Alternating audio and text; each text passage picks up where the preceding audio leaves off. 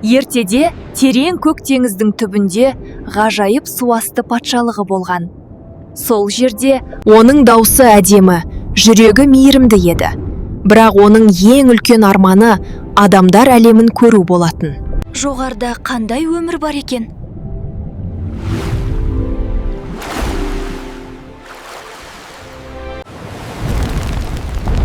Бір күні теңіз кенеттен қатты толқи бастады.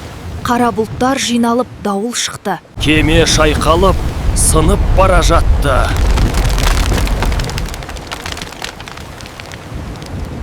Мен оны құтқаруым керек.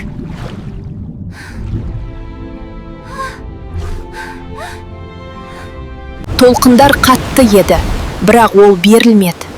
Ақыры баланы жағаға жеткізді. Бала аман еді. Саған көп рахмет. Сен біздің баламызды құтқардың. Сен ережені бұздың. Бірақ ол өліп кетер еді.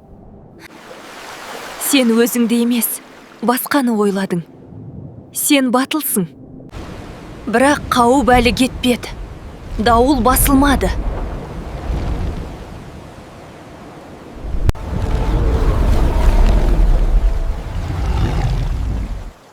Мен жалғыз қалай тоқтатам?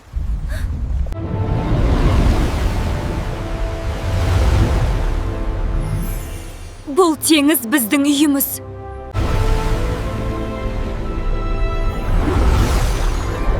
Қорық бар, бәрі жақсы.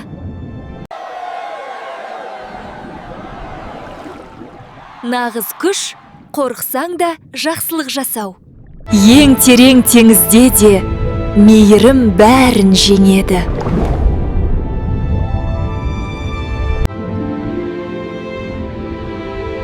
Лайк бас. Каналға жазыл.